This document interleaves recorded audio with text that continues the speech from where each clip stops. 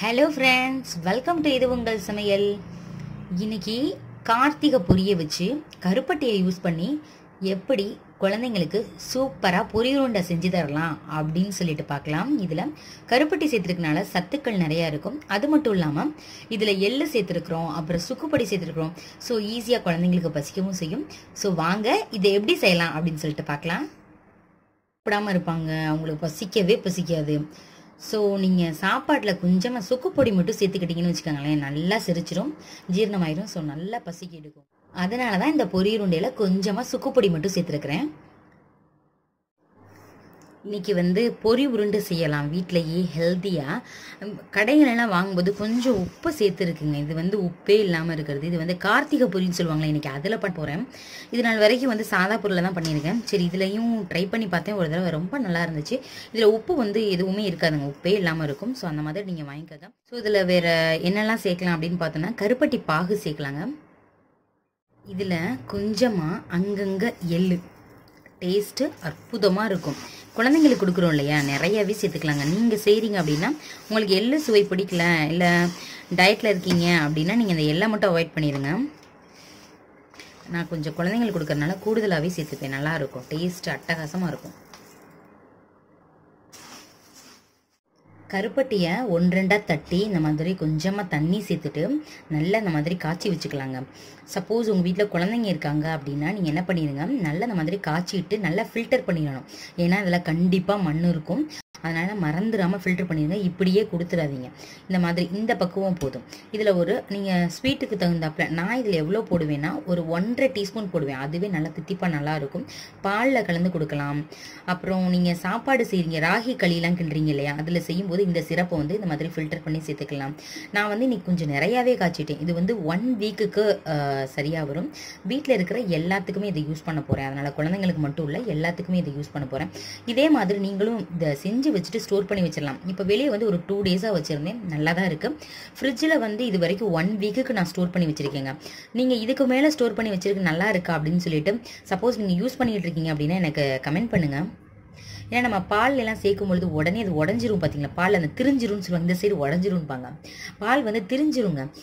சூடாக சேர்க்கும் போது நம்ம பாக காய்ச்சி டீ போட்டுட்டு 2ஐயும் ஒன்றா சேர்க்குறோம், இல்லை ஃபில்டர் காஃபி செஞ்சுட்டு ஒன்றா சேர்க்குறோம் அப்படின்னா பால் தெரிஞ்சு போயிடும். நீங்கள் இந்த மாதிரி பண்ணி வச்சிட்டிங்க, ஃப்ரிட்ஜில் சிரப் மாதிரி ரெடி பண்ணி வச்சிட்டிங்கன்னா நம்ம ஈஸியாக சட்டுன்னு எடுத்து 2 ஸ்பூன் சேர்த்துட்டு நம்ம டீயோ காஃபியோ குடிச்சிடலாம். பாகு காய்ச்சும் போது இப்படி தான் பொங்கி வரும். நம்ம காஃபி டீக்கெலாம் யூஸ் பண்ணும்போது கொஞ்சம் சிரப் மாதிரி இருந்தால் போதும், லிக்விட் மாதிரி இருந்தால் போதும். ஆனால் நம்ம பொரிக்கு போடும்போது கொஞ்சம் கம்பி பதத்தில் இருந்தால் தான் பிடிக்க வரும். அதனால தான் இன்னொரு தடவை நான் அந்த மாதிரி கொதிக்க வைக்கிறேன். எந்த கம்பி பதம் அப்படின்னு சொல்லிட்டு உங்களுக்கு நான் காமிக்கிறேன். பார்க்குறதுக்கு தாங்க இந்த கலரில் இருக்கும். டேஸ்ட்டு சூப்பராக இருக்கும். சத்து அவ்வளோ அதிகமாக இருக்குது இதில். ஸோ நீங்கள் வேறு சர்க்கரையில் செய்கிறத விட இந்த மாதிரி கருப்பட்டியில் செய்யுங்க. கருப்பட்டிலேயே இப்போ பாருங்களேன், கொஞ்சம் திக்காகுது பாருங்கள், தெரியுதா? இந்த ஸ்டேஜில் ஆஃப் பண்ணிடுவோங்க, போதும். இதுவே நல்லா பிடிச்சிரும். உங்களுக்கு தனியாக கையில் எடுத்து காமிக்கிறேன். இப்போ கொஞ்சம் சூடாக இருக்குது, ஆஃப் பண்ணிவிட்டு கையில் காமிக்கிறேன், தூக்கி காமிக்கிறேன் மேடம்.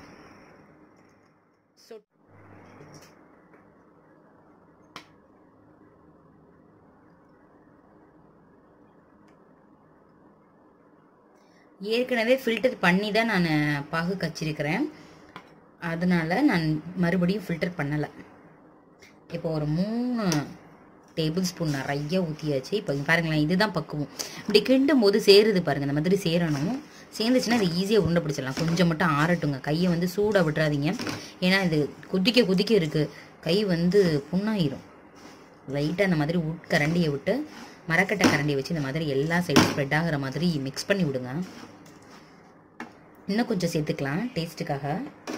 நான் குழந்தைங்க நல்லா இனிப்பு சாப்பிடுவாங்க இல்லையா, அதனால். வீடியோ எடுக்கும்போது அது வாட்டுக்கு சட்டி அந்த சைட் போயிடுச்சு, தெரியலை, சாரி. நல்லா மிக்ஸ் பண்ணுங்க.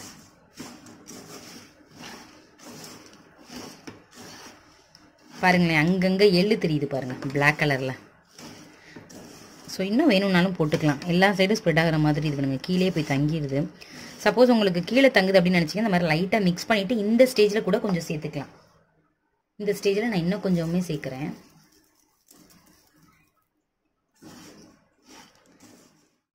கருப்பட்டி சேர்த்துறதுனால நம்மளுக்கு இந்த கலர் வருது. நம்ம இப்போ எள்ளு சேர்த்தோம் இல்லையா, இதில் என்ன பண்ணிக்கலாம், குழந்தைங்களுக்கு கொடுக்கறதுனால கொஞ்சமாக இருந்துச்சுன்னா சேர்த்துக்கோங்க, இல்லைனாலும் பரவாயில்ல, நல்லா தான் இருக்கும். ஆனால் அதை சேர்த்தனா நல்லது. கொஞ்சமாக சுக்கு பொடி இருக்கு இல்லையா, அதை சேர்த்துக்கலாம். ஒரு 3 பிஞ்ச் அளவு தான் சேர்த்துருக்குறேன். 1/4 டீஸ்பூன் வருங்க.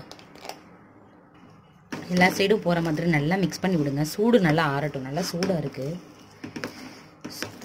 சில பேர் பொரி உருண்டை பிடிக்கிறதுக்கு இதெல்லாம் கரெக்டாக பண்ணிடுவாங்க. ஆனால் உருண்டை மட்டும் உங்களுக்கு பிடிக்க வரவே வராதுங்க. திரிஞ்சு போயிடும். அதாவது உருண்டை பிடிக்காமல் எப்படி லட்டு பூந்தி மாதிரி ஆயிருன்னு சொல்லலாம், அந்த மாதிரி தனித்தனி பொரியாக வந்துடும். ஸோ அதை ஒரு டிப் சொல்கிறேன் என்னென்னா, எல்லா சைடும் நல்லா மிக்ஸ் ஆகியாச்சு. உங்களுக்கு கருப்பட்டி போட்டனால நல்லா டார்க் கலரில் இருக்குது. ஓகே, இது வந்து அரிசி மாவு. இந்த அரிசி மாவை கையில் ஸ்ப்ரெட் பண்ணிவிட்டு நம்ம உருண்டை பிடிச்சோன்னா நல்லா வரும். எங்கள் பாட்டிலாம் அப்படி தான் பண்ணுவாங்க. ஸோ இப்போ உங்களுக்கு பண்ணி காமிக்கிறேன், உருண்டை பிடிச்சி காமிக்கிறேன். எல்லா சைடும் இந்த மாதிரி போகிற மாதிரி இப்படி பண்ணிக்கங்க. இப்போ எடுத்து உருண்டை பிடிச்சிடலாம். கொஞ்சம் ஆறிச்சு, ரொம்பவும் ஆற விட்டுறக்கூடாது, இறுகிரும். நல்லா உருண்டை பிடிச்சாச்சு பாருங்கள். சில பேர் என்ன பண்ணுவாங்க, தண்ணியில் கையை வந்து லைட்டாக நனைச்சிக்கிடுவாங்க. ரொம்ப இது பண்ணிடக்கூடாது. தண்ணியில் லைட்டாக கை நனைச்சிட்டு உருண்டை பிடிப்பாங்க, அதுவும் நல்லா வரும் பாருங்க. கையில் நல்லா நனைச்சிட்டு இந்த மாதிரி தொடச்சிடணும், ஈரம் இருக்கக்கூடாது, தொடச்சிருங்க. பாருங்கள், உதிரியை எடுத்தாச்சு. ஒட்டவே ஒட்டாதுங்க.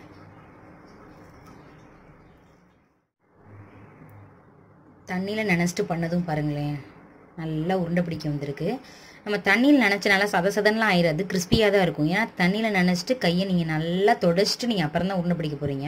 உங்களுக்கு கையில் வந்து அந்த லைட்டாக ஜில்லுன்னு இருக்கும் இல்லையா, கையில் வேறு எதுவும் பிசுன்னு அந்த மாதிரிலாம் இருக்காது. அதனால் உங்களுக்கு ஈஸியாக உருண்டை பிடிக்க வந்துடும். ஸோ உங்களுக்கு எந்த மெத்தட் வந்து ஈஸியாக இருக்கோ நீங்கள் அதை ஃபாலோ பண்ணுங்கள். ஸோ எல்லாத்தையும் உருண்டை பிடிச்சிட்டு உங்களுக்கு பிளேட்டுக்கு ட்ரான்ஸ்ஃபர் பண்ணிவிட்டு உங்களுக்கு காமிக்கிறேன். கருப்பட்டி பொரி உருண்டை ரெடி ஆயிடுச்சுங்க. எல்லாத்தையும் உருட்டிட்டேன், சூப்பராக இருக்குது. ஸோ நீங்களும் இதே மாதிரி ட்ரை பண்ணி பாருங்கள். என்ன அதில் ஒன்று கவனிக்கணும், கருப்பட்டி பாகு மட்டும் தண்ணியாக இல்லாமல் நல்லா நூல் மாதிரி விழுகணும். நான் உங்களை காமிச்சே இல்லையா, அந்த கன்சிஸ்டன்சியில் விழுகணும், அது முக்கியம்.